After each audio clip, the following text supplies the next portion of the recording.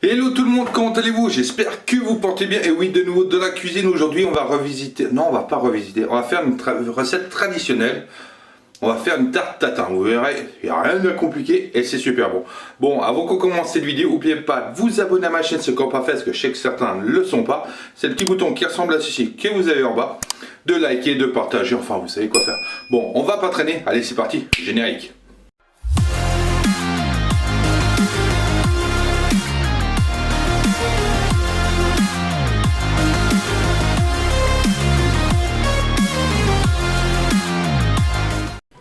Bon, alors, pour faire cette recette, vous avez besoin déjà de 8 belles pommes.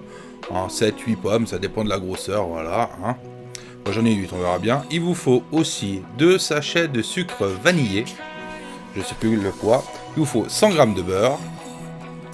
Il vous faut aussi 100 g de sucre semoule ou cassonade, c'est comme vous voulez. Et il vous faut aussi une pâte brisée sucrée d'un diamètre de 33 cm.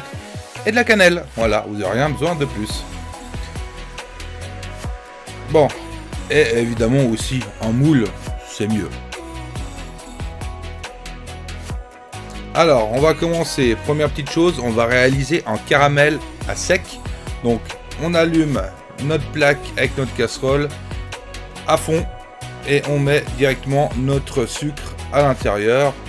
Là, j'ai mis 100 grammes, j'ai un peu moins de 100 grammes de sucre, donc je pense que je vais rajouter un tout petit peu pour arriver à mes 100 grammes de sucre, un autre sucre.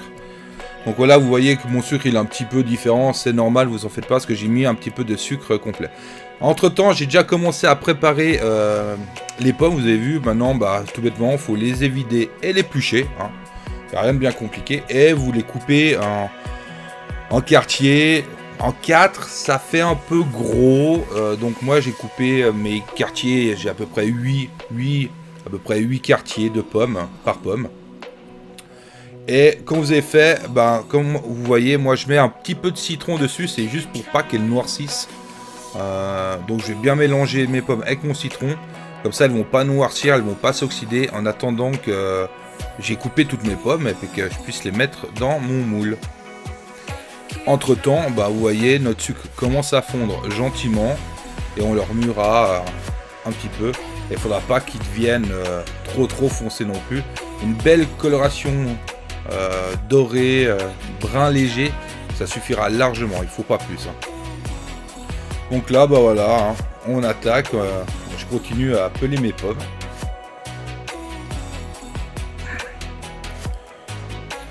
C'est le seul inconvénient, c'est que voilà, faut éplucher les pommes. Ça va assez vite, il y a eu 7-8 pommes. C'est pas catastrophique, c'est pas dramatique. Il y en aurait eu un peu plus, je dis pas, mais là, voilà, ça va assez vite. Il me reste quelques-unes à faire, et puis voilà. Voilà, comme vous voyez là, allez hop, on va enlever comme il faut l'intérieur, parce qu'on va éviter qu'on ait le moindre petit truc un petit peu dur. C'est pas agréable en bouche après. Donc on évite comme il faut la pomme.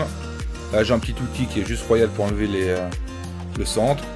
Et après là je le coupe en deux et de nouveau en deux. Et voilà, j'ai mes quartiers de pommes qui sont déjà prêts, qui repartent dans l'assiette citronnée que je vais remélanger encore après.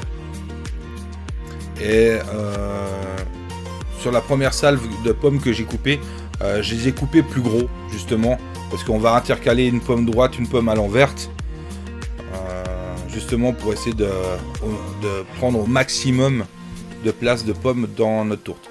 Donc là, je regarde mon sucre, il commence à fondre, comme vous voyez, c'est pas mal. Donc du moment que ça commence à fondre, il faut le laisser un petit peu tranquille et il va fondre, il va continuer à fondre tout seul. Voilà. Là, on y est gentiment, vous voyez, ça a bien pris, j'ai déjà une coloration un petit peu brunâtre. Alors là, c'est venu très vite brun parce que vu que j'ai mis du sucre complet aussi dedans, j'ai fait à peu près 80 grammes de sucre blanc pour 20 grammes de sucre complet. Le sucre complet, il est déjà foncé, donc ça colore beaucoup plus vite. Donc là, je mélange un petit peu et du moment que j'ai atteint la bonne couleur de mon caramel, il faut pas qu'il soit cramé, il faut vraiment qu'on ait un goût caramel. On veut un caramel c'est ce caramel qui va cuire nos pommes aussi. Donc là, je suis pas mal. Je pense que je vais gentiment l'arrêter Ça sert à rien que j'aille plus loin. On va juste écraser, essayer de faire fondre les derniers 2-3 morceaux de sucre qui restent. Là, ça a l'air d'être pas mal.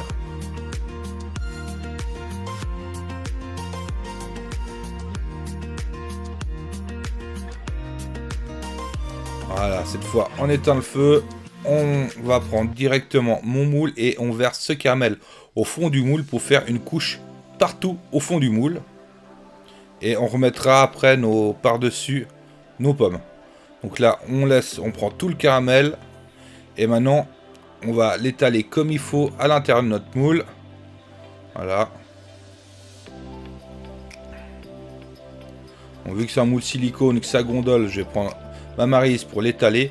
Si vous avez un moule en pyrex, donc en verre ou en métal, ça va tout aussi bien. J'ai voulu tester avec le moule silicone. La prochaine fois, je ne ferai pas avec un moule silicone parce que je trouve que c'est pas terrible. Le caramel, si je ne mets pas comme il faut, j'ai dû vraiment l'étaler. Voilà, c'est pas terrible. Si vous n'avez rien d'autre, ça va très bien parce que le rendu final, il sera identique, à peu près identique.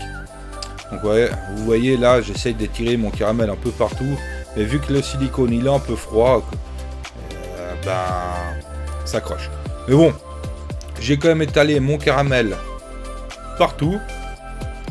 Donc du moment que ça c'est fait, après on pourra poser les pommes dessus. Et pour l'instant j'essaie quand même de l'étirer, de le mettre partout. Voilà, j'étale. Là il a commencé à être déjà figé. C'est normal, vous en faites pas. Mais comme vous voyez, le caramel, il a une belle couleur blond foncé. Il est juste parfait. Donc maintenant, il me reste quelques pommes encore à couper. Donc je vais couper ces pommes et on se retrouve juste après. Voilà, donc j'ai fini. Maintenant, vous voyez, on va mettre ça. J'ai des gros quartiers et des petits. Donc on va mettre en quinconce les gros, les petits. On va essayer de mettre la partie bombée côté fond du moule.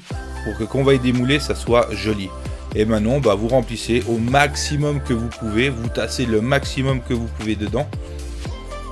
Faut combler tous les petits trous. Hein. Pour finir, j'avais 8 pommes, mais je n'ai fait que 7. Parce que c'était des grosses pommes. Donc là, au final, après... voilà, les trucs pas beaux, moches, ça sera dessous, donc on y verra pas. Bon, voilà, là, toutes les pommes sont coupées et sont mises à l'intérieur. Maintenant, ce qu'on va faire, c'est qu'on va prendre notre sucre vanillé. Ah non, avant le sucre vanillé, on va d'abord mettre le beurre. Donc vos 100 g de beurre, vous allez couper en morceaux. Et que vous allez mettre parsemé par-dessus. Voilà, parce que ça va aider à la cuisson. Vous voyez, là, j'en mets un petit peu partout. Allez, encore un petit peu par-ci, un petit peu par-là. Il faut vraiment essayer de les mettre, partout à intervalles réguliers sur les pommes. Comme ça, ça va fondre et ça va aller directement sur votre caramel et cuire les pommes à l'étouffer en même temps. Et à l'étouffer, vous allez comprendre pourquoi. Parce que quand on va remettre la pâte après par-dessus, on va fermer en fait notre moule. Non, vous pouvez déjà préchauffer votre four à 180 degrés, mais pas chaleur tournant. Là, on va couper quand même, parce qu'on va pas mettre des gros morceaux, mais quand même des petits morceaux partout, comme je vous ai dit. Déjà, ça fondra mieux, ça sera mieux réparti, et au moins il y en aura partout.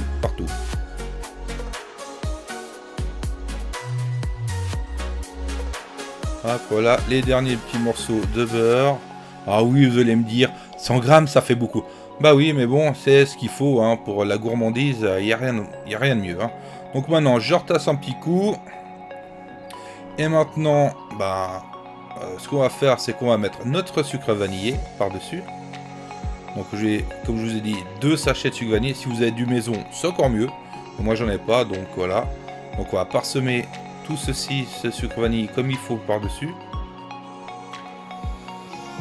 Après, j'aurais pu mettre un petit peu d'extrait de vanille à la place, mais c'est une tarte tatin, faut que ça soit sucré, faut que ça soit gourmand, donc allez hop, du sucre vanillé, ça caramélisera aussi par-dessus, donc ça sera juste nickel.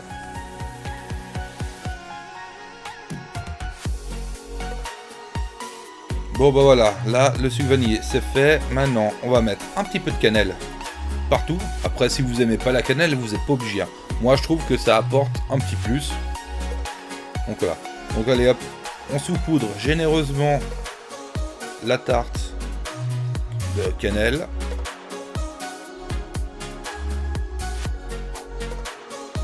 Voilà, allez, un petit peu par-ci, par-là, voilà, je crois que je suis pas trop mal. Bingo, voilà, ça c'est tout bon. Et maintenant, eh ben, on va prendre notre pâte brisée sucrée. Qu'on va étaler gentiment. On va déjà déballer gentiment, hein, pour éviter qu'elle casse. J'aurais pu la faire maison aussi, je vous le concède. Mais bon, trop fainéant pour. Donc maintenant, hop, on recouvre tout ceci. Et maintenant, on va replier l'excédent de pâte à l'intérieur du moule pour que ça soit bien hermétique. Donc faut se faire plaisir, faut vraiment y aller, faut appuyer. Vous voyez, je rentre la pâte vraiment à l'intérieur. Et en même temps, j'essaie de retasser un petit peu. Maintenant que ça peut pas trop sortir vu que j'ai la pâte. Faut se faire plaisir, vous pouvez y écraser.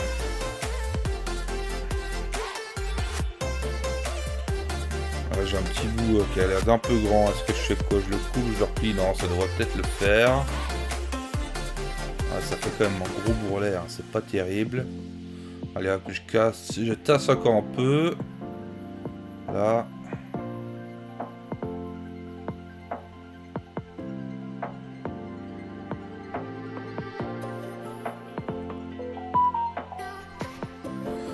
Je vais quand même couper 2-3 bouts d'excédent parce que je trouve que c'est pas terrible.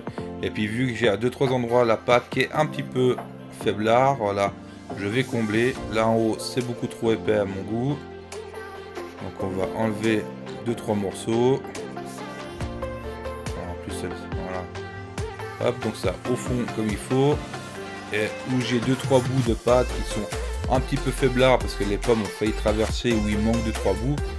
On va recoller 2-3 petits bouts de pâte par-dessus. De toute façon, ça sera retourné, donc on n'y verra pas. Le but, c'est juste qu'on n'ait pas de fuite par-dessus. Voilà, on fait quelques petits pansements. Hein. Et voilà, parfait. Bon, après, voilà, 1 heure de cuisson à 180 degrés au four. Elle est sortie, donc après, ça dépend des fours, entre 50 et 1 heure. Donc maintenant, ce qu'il faut faire, c'est la retourner. Donc c'est l'opération compliquée. Parce que il y a tout le jus, tout le liquide qui a été rendu. Donc c'est ce qui va... Oh là, non, faut pas que je la prenne comme ça. On va essayer d'y faire en une fois, pas en mettant ma main dessous. Il faut que je la retourne en une fois, en espérant qu'il n'y ait rien qui coule. Bon, il y a un petit peu de jus qui a foutu le camp, mais le résultat a l'air d'être pas mal du tout. Un petit coup de nettoyage, parce que pour enlever l'excédent de jus sucré. Regardez-moi ça, comme elle est pas belle. Donc maintenant, ce qu'on va faire, on va prendre un petit couteau et on va tester la résistance de nos pommes pour voir si elles sont toutes bien cuites et surtout bien fondantes. Il suffit que nos pommes sont fondantes à souhait. Bon bah voilà, on a terminé cette recette, vous avez vu, il n'y a rien de bien compliqué, il y a juste un petit peu de temps de cuisson et après il faut laisser un petit peu refroidir pour que ça soit tiède ou laisser totalement refroidir si vous voulez la manger froide. Dans les deux cas, c'est super bon et si vous voulez être un peu plus gourmand, un petit peu de chantilly ou un petit bout de glace vanille dessus encore, c'est juste magnifique. En tout cas, profitez-en bien, prenez soin de vous et de votre famille et on se voit tout bientôt pour une prochaine vidéo. Allez, ciao ciao.